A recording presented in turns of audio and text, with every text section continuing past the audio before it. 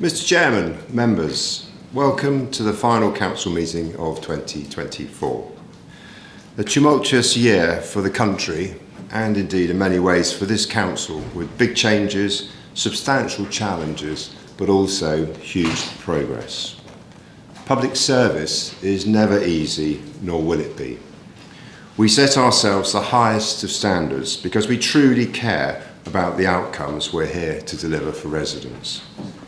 Caring for our most vulnerable, supporting those who need us most, helping people in their everyday lives, making Surrey a better place.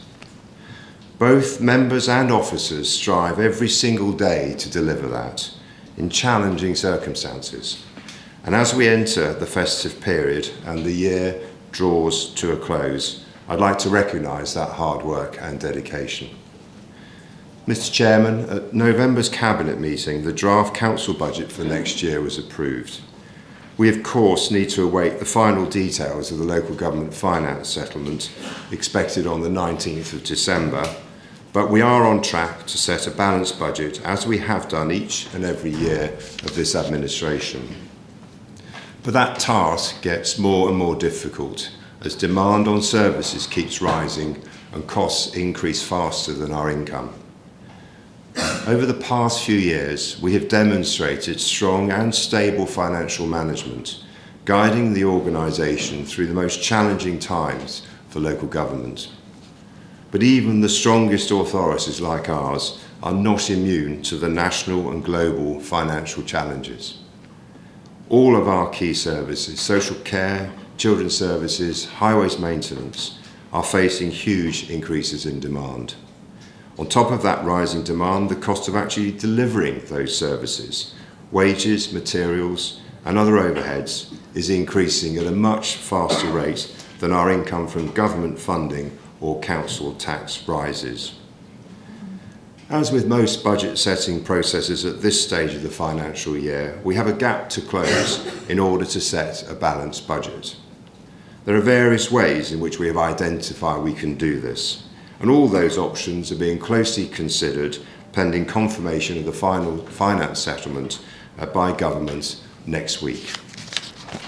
But we will set a balanced budget, as we have done in every year of this administration.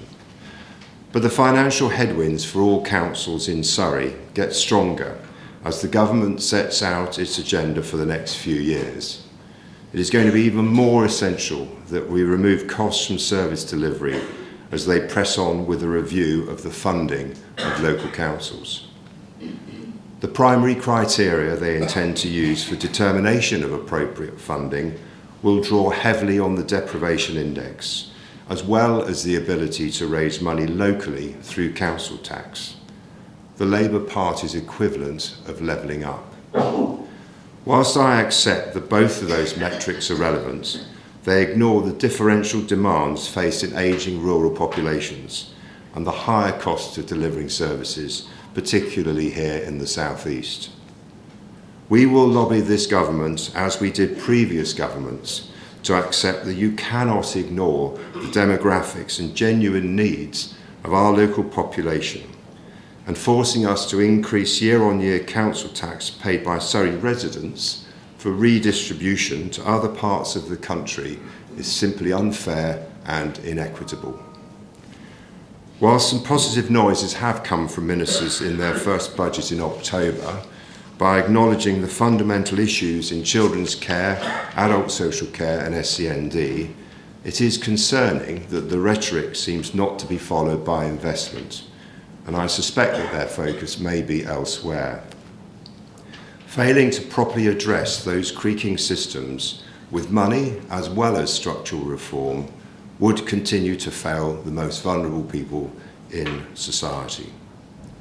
We stand ready to help the government, and I hope that they are as serious as we are about tackling those challenges head on. Neither central nor local government can do that alone.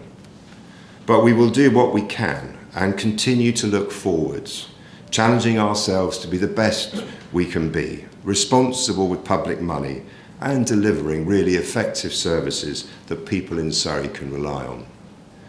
To do that sustainably in these challenging financial times We must be strict with ourselves. Is every penny we spend being invested well? Is every decision we make truly delivering better outcomes for our residents? Yes, some difficult decisions will have to be made, and we will stop doing things that perhaps don't meet that criteria. However, our main focus will be driving improvement and transforming the way we do things so our service, our organisation, is fit for the future. Embracing new opportunities, new technology, using data better, working across partners to deliver better, more rounded support, better collaboration internally too, ensuring we are all focused on delivering our core missions and shared priorities, continuing to strive towards our ambition that no one in Surrey is left behind. One council, one vision. Thanks to strong financial management and a determined approach, we are in good shape to deliver the transformation this council and the wider local government sector needs. We will make bold decisions to transform how we operate so our services can continue to improve and remain sustainable into the future. That journey of improvement has been paramount for this council under this administration. We have never lost focus on that, and indeed we never will. At the end of November, I was delighted that we could announce that our adult social care service had been given a good rating by the Care Quality Commission.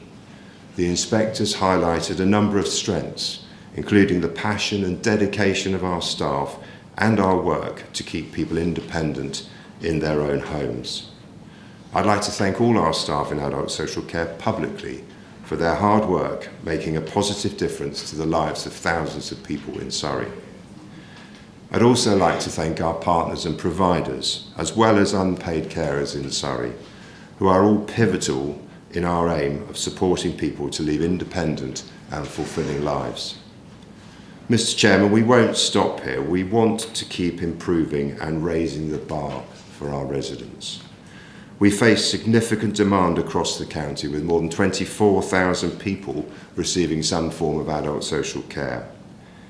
As we all know, we have significant pockets of deprivation in Surrey, and the CQC have highlighted that we're doing some really innovative and creative work to meet the differing needs of our population and help people keep their independence. We know that there are areas where we need to learn and develop, and we are committed to doing that. And we are already actively working to address all feedback from the CQC through our comprehensive improvement plans. Our new Executive Director of Adult Social Services recently started with us, as you know. So with her focus and commitment, we are well placed to build on this assessment. Another area where we've made real progress is in our mission to deliver a sustainable economy here in Surrey. We are focused on providing support in areas where it can have the biggest impact, whether that's high growth businesses, investing in our key sectors, supporting our disadvantaged residents, or providing opportunities to students. In April, the government transferred responsibilities for business support to the County Council from the local enterprise partnerships. For the first time, we have a universal, comprehensive service covering the whole of Surrey. And since launching that very month, we have provided free expert advice on the levers of growth to more than 1,000 businesses of varying sizes via the Business Surrey Gateway. Work to expand this continues, working with government and the business sector to help drive better use of innovation and technology, delivering new opportunities with partners like our leading further education sector, including the newly launched Future Studios at Royal Holloway, which provides a cutting-edge space to nurture Surrey's growing creative industries. The Festival of Skills, which took place in October, and provided more than 2,000 students with the chance to connect with dozens of employers, universities, colleges and training providers. Surrey's Connect to Work programme, working with business to develop an employment support programme that enables disadvantaged groups to have an active role in the local labour market. This is what can happen when we are given the right tools and powers to really make a difference in our county. Mr. Chairman, it won't have passed by members that the government is due to publish a white paper next week outlining its ambitions around devolution and the potential reorganisation of local government. It is clear that those ambitions could be advantageous for Surrey, and we will of course engage with ministers and civil servants about any plans that could help deliver benefits for the people of Surrey. I believe there is general consensus in government across our council partners and residents that the current structure of local government here and elsewhere in the country is not the most effective. Different tiers of local government, different scales and responsibilities can be confusing for residents and result in too much bureaucracy, inefficiency and barriers to progress. I have long advocated for a real examination and review of how local government is structured to make it more efficient and more effective for residents. It is not an easy thing to deliver, and there is not always an obvious or simple solution.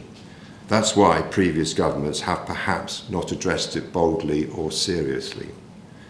But it does appear that this government is serious about reorganisation and genuine devolution from the centre. Whilst of course we need to wait to see the detail, I am sure that all members will want to engage constructively with government on this, and also with our district and borough and parish council colleagues, with a central focus to deliver better outcomes for Surrey and its residents. I think everybody here and everybody involved in local government across the UK would be an advocate for further devolution, from Westminster and Whitehall to local regions and communities. We are told that the proposals in the white paper will be bold, with a particular emphasis on the creation of mayoral combined authorities, alongside greater devolution of powers from Westminster. But as local government is just one part of an ecosystem, we also need to see at the same time reform of public service, including, in my view, amongst other things, more democratic accountability of the health system. Members, we should relish this opportunity to deliver something meaningful for the future of Surrey together. Councils, communities and residents themselves know what they need and want. We know together how best to deliver it. We have together the skills and motivation to deliver it. With true devolution, we can have together the power to deliver it. Mr. Chairman, on a slightly lighter note, as this year draws to a close, we can look back with pride on many of the things we have achieved, but also look back with lessons to learn from and improve. But our main focus must be looking to the future, with the potential for bold strides forward for Surrey. We want to be, and indeed must seek to be, in control of our own destiny. We can deliver that brighter future, but we must roll up our sleeves and work for it and grasp the opportunities in front of us. I'm confident that the next year will be a good one for Surrey. I wish you all a Merry Christmas and a peaceful New Year. Thank you.